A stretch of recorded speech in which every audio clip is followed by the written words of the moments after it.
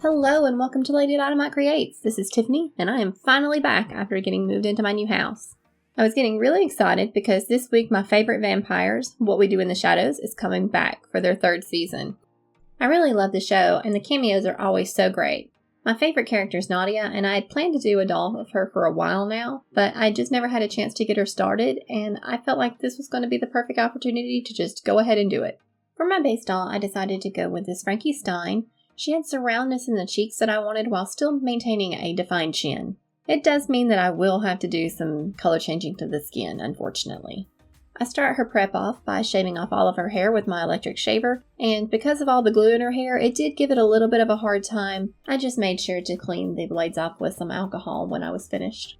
Next, I plunk her down into some boiling hot water and let her sit for a few minutes until her plastic gets nice and soft, and then I just pop her head off.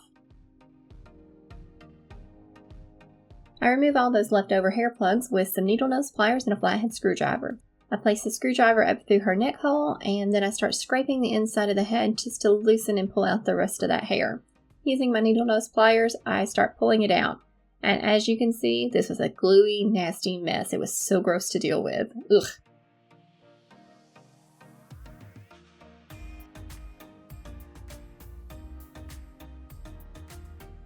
Using 100% acetone, I start removing her factory paint, and I'm only going to be removing her face. I'm going to leave the scalp painted because she's going to have black hair anyway. I did give it an extra coat of black paint just because I didn't want any green poking through her hair. Now to get started on the reroot. I reroot in my normal fashion. I loop the hair around my finger, then I slide the hair onto the needle tool and tighten it, and then plug it down into the head. And I just do this until the head is completely filled.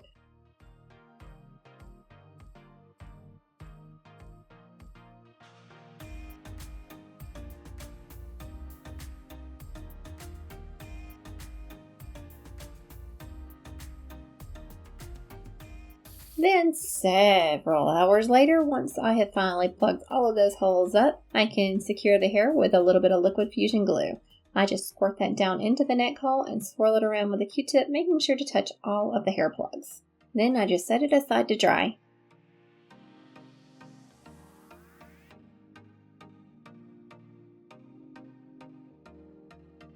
Now for some body prep, and this is my least favorite thing to do. It's just all the sanding. It gets everywhere and it's such a mess, but we need to remove that glossy top coat just so that we can have Mr. Super Clear and pastels adhere to the body because we have many layers of skin tone coloring to go. Here you can see the difference in the sanded and non-sanded surfaces. The arm's very shiny while the body is very matte. Now to start on her clothes. I'm using a pattern that I've altered from Moonlight Jewel. I've already hemmed the top edge of the collar and then I'm going to match up center seams and attach the collar to the neck.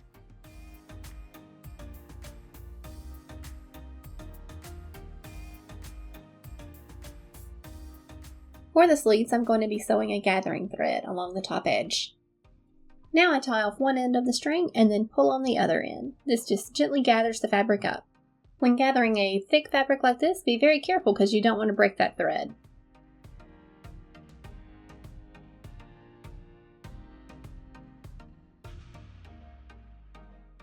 I match up all those seams and attach the sleeves to the armholes.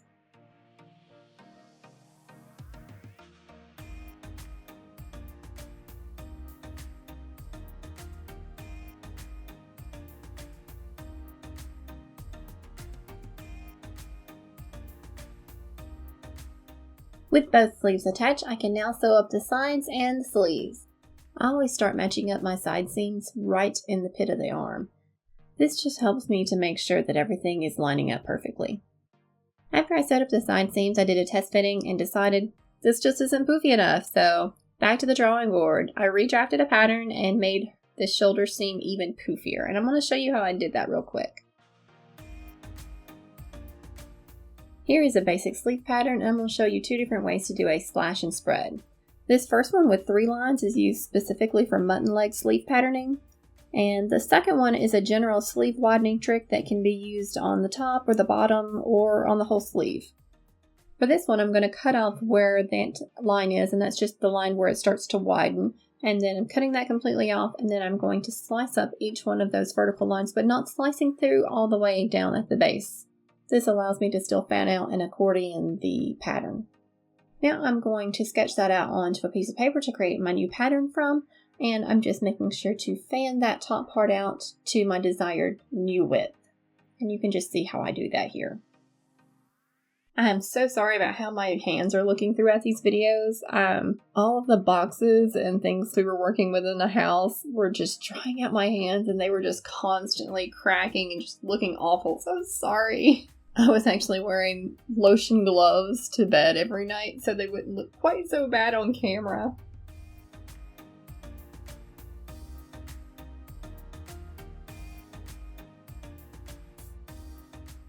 Now the other style pattern is done very similarly. I'm going to cut down those two side ones, but not completely removing them, and cut up the middle one all the way. Now just spread those two out wider, and again, move it to the paper and trace it out.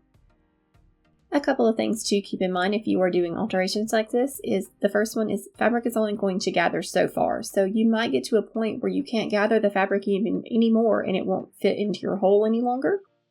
And another one is how much thickness is this going to add to the fabric, because it is going to be a gathered area now and no longer a thin area of fabric.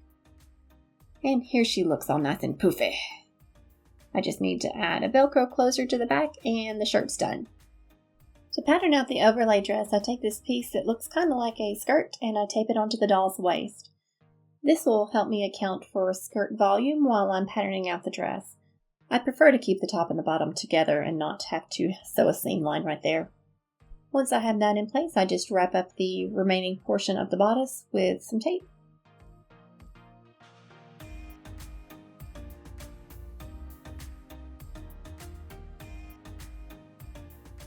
Once I have the tape on the mannequin, I can start sketching out the shape of the dress and marking out all of my seam lines. I take care and mark out the center front and the center back as well. When I'm happy, I cut this off the mannequin, and I cut along all of the seam lines that I plan to use. Since this pattern was so simple, I didn't actually transfer it and make a proper pattern with it. I just used these stuck tape forms and just traced it directly onto my fabric and just added a little bit for seam allowance. I find it helpful to mark what seams are what on my patterns when I'm working with them, especially if two of the sides look very similar.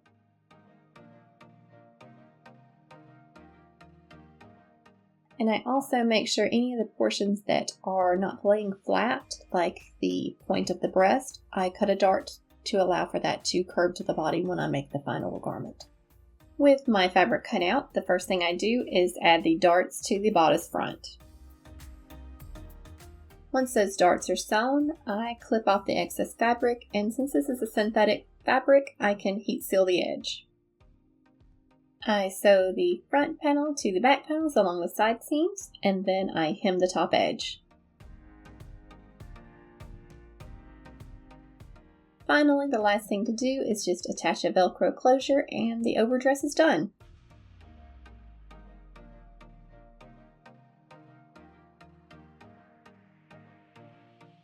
To create her belt, I just took a long strip of fabric and used a little bit of fabric fusion glue on one side and tacked that down with my flat iron.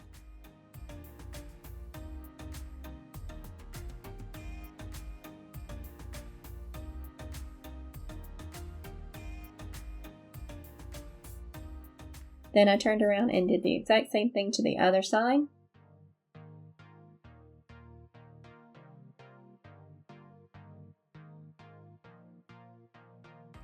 Finally, close it off with a hook and eye closure. I hate hand stitching. Ugh, just thread constantly snarling. I finish off her dress with some nail art embellishments, and I just glue those directly onto the belt and onto her blouse.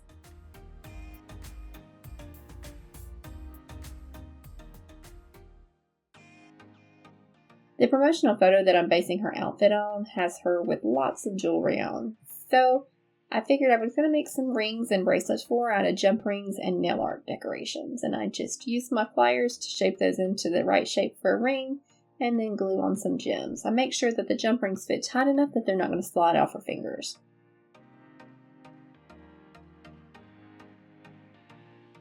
For her shoes, I decided to go relatively simple. These are just a pair of my 3D printed shoes that I saw in my Etsy store. I've painted on black and then just using some nail art decorations to add a few gemstones to the top.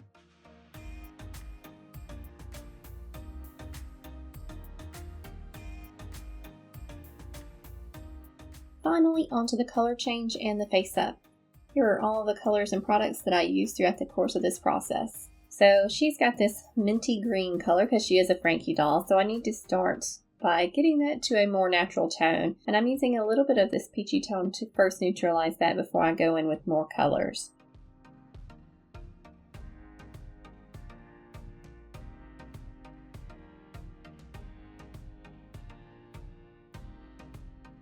All in all, I did 3 total layers.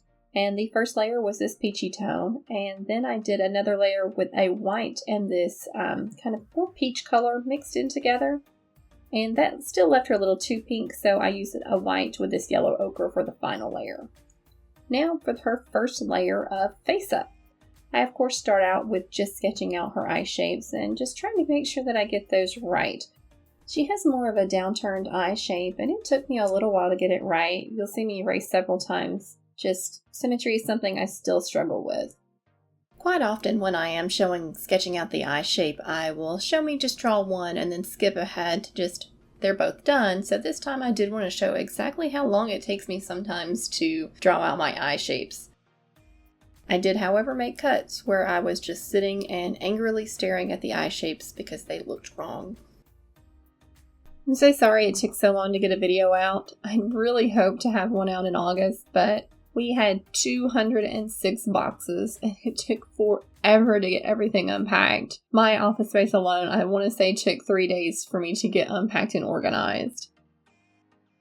And then there was all the painting and putting up wallpaper and unpacking everybody else's stuff too. And oh my gosh, of course, 2 weeks after we move in, the AC goes out and we have to have the whole HVAC unit replaced just right after moving in. I find that if I flip the doll upside down and look at things like the eyes like this, I can see if things are not symmetrical a little easier. Once I'm satisfied with her shape, I start in with the contouring and highlighting. I used white right down the middle of her forehead and on the apples of her cheeks. Then for the contouring portions, like around her eyes, her nose, and her mouth, I'm using a little bit deeper brown. I slowly build this color up because I've found that if you try to go in with a lot all at once, that your results can be very iffy. Sometimes it's going to come out patchy or just cakey looking. I like to use Q-tips to gently blend the colors out. It gives a more natural transition. I add some grays and some blues into her shading, and I'm just splotching this on kind of in random spots, and it just gives some dimension to her skin tone. Sometimes when you do a color change like this, things can get flat looking.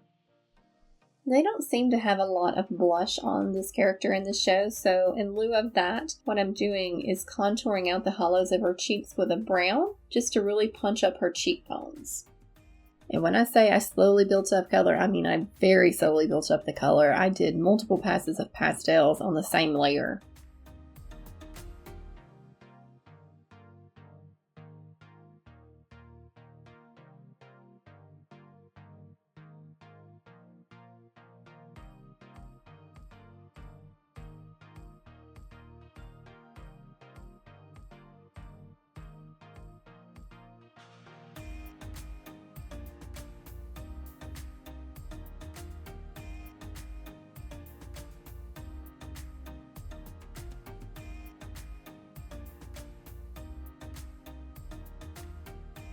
Using some bright red pastel, I completely fill in her lip color.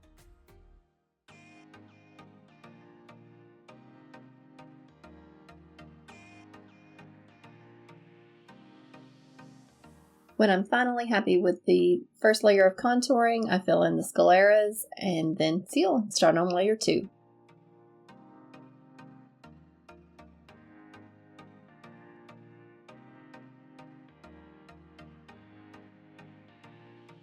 The first thing I do on layer 2 is sketch in her eyelid crease.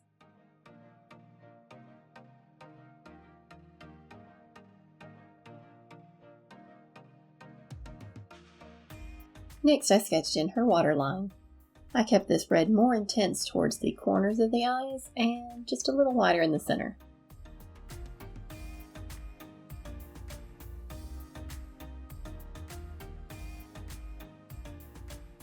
I defined the outer edge of the waterline with a little bit of brown pencil.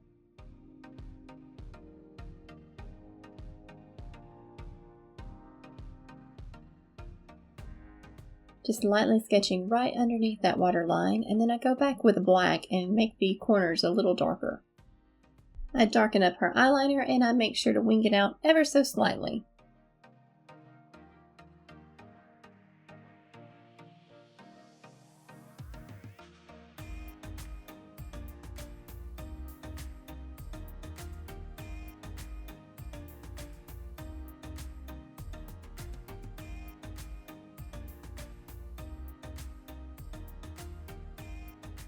And yet again, more passes of building of color.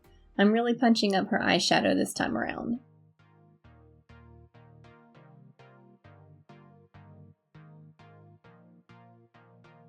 I establish the shape and placement of her iris and then start building up the color, just blocking those in. I want her to be looking off to the side, just like she is in her promotional art.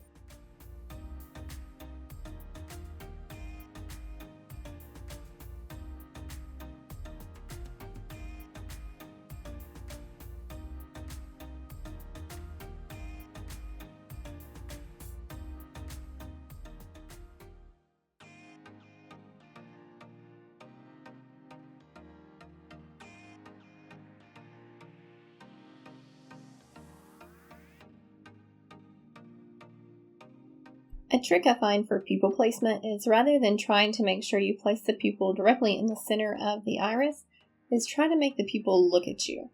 This makes it look like the pupils are focused on a specific point and you don't have that wall-eyed effect.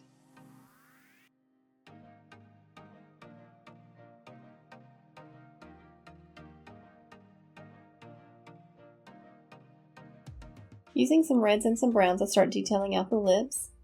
I deepen the colors right where the lips meet, and then I define that line with a much darker color just to give some definition between the two lips. Now, starting on a fresh new layer, layer 3, I tackle her eyebrows. I like to start my eyebrows on a very fresh layer because I like to use my eraser to refine and shape them, and I don't want to erase all of that other work. Once I'm happy with the shape of one, I tackle the other. I add some detail striations to the eye, just little tiny flicks of color just around the iris edge and the pupil edge.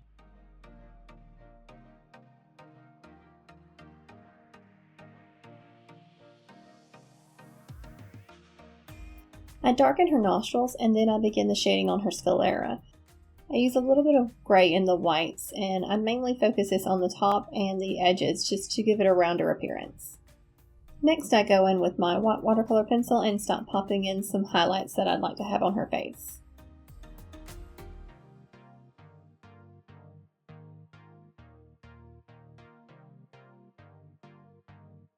Now it's lash time. I start sketching in her eyelashes with my harder watercolor pencil. This is a Faber-Castell, and I find the lead just to be on the harder side so it helps me keep a cleaner lash line. Once I'm satisfied with those lashes, I do go back with my Derwent Inktense, which is a softer lead, and really pump up the intensity of the blacks and mainly focus that on the base just towards the eyelid. I have found when drawing lashes that the freer I am, the looser I am when I draw, the better my lashes look. If I try to be very tense and controlled and precise, they always look bad and chunky. After lashes, I seal and then start on layer 4.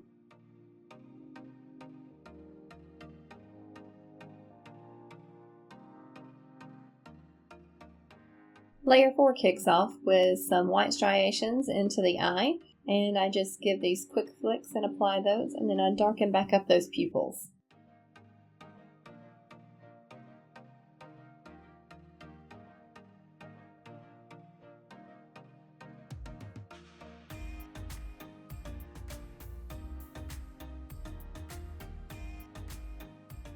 Now to add some individual hairs to the eyebrows. I find it helpful to draw the eyebrows in the direction the hair grows. This keeps the lines having a nice taper to them.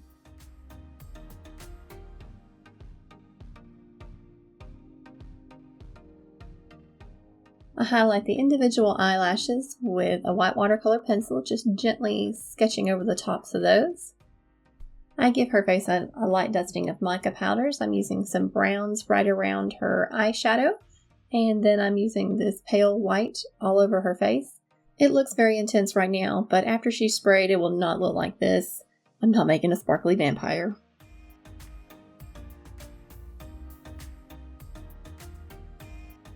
The final thing I do is start adding in her catch lights and some highlights to her waterline. And I'll be honest with you, at this point, I still wasn't really a fan of how her face up was looking, but as soon as I got her hair down, I was like, yes, definitely like this a lot better.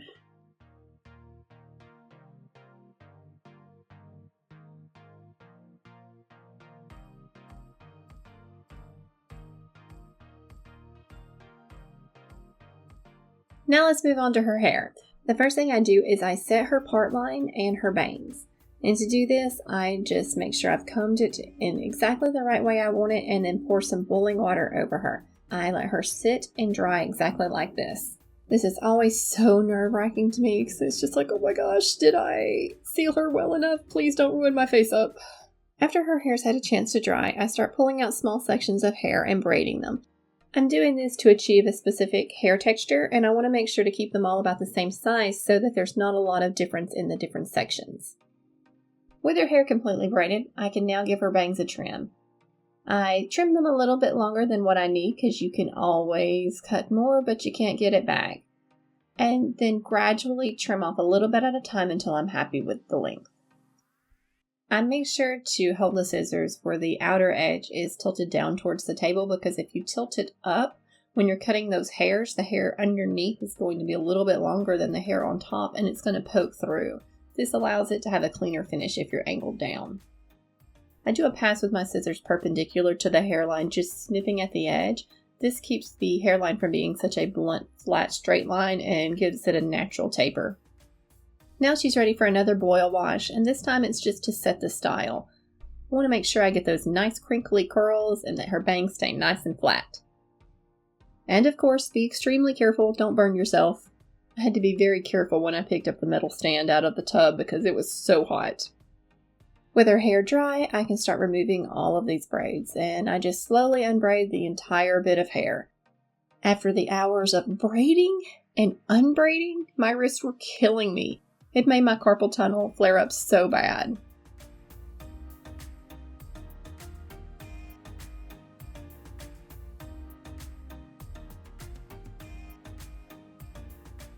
With her hair all the way down now, I can give it a trim. I just make sure to clip off any of those areas that have no texture and get it to the right length. After doing this, there was hair everywhere in my studio. I did want to say thank you for all of the comments and everything that you leave. I do read every comment, and I always try to respond and answer any questions that I can. I'm so very appreciative, and I just wanted to thank you. It's nice knowing other people like to watch you create things.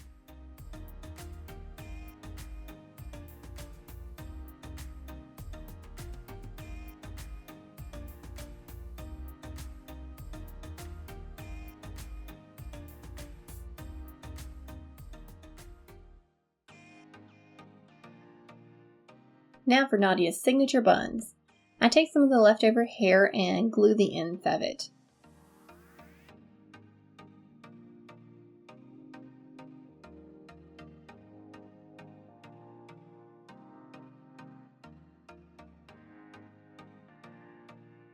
Then I roll it up and trim off the excess, and then I start twisting and wrapping this into a bun shape.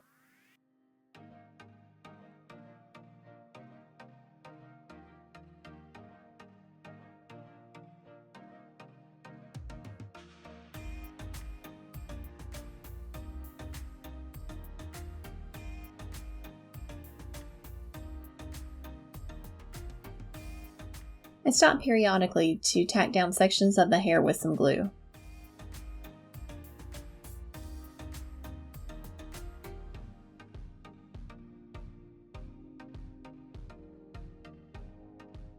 When I get to the end of the strand, I tack it down with some glue and trim off any excess.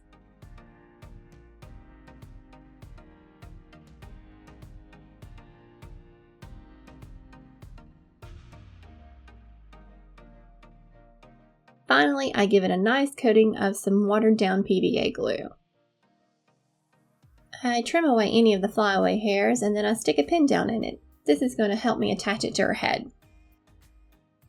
I am positioning this onto her head and making sure to stick it in really well.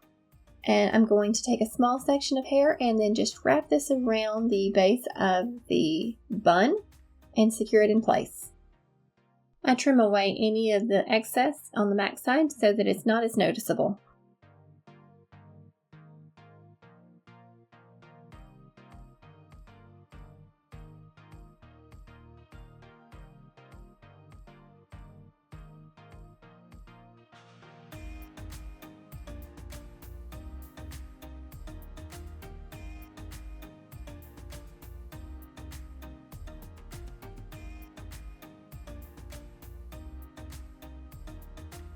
Finally, Nadja's done. We just need to dress her.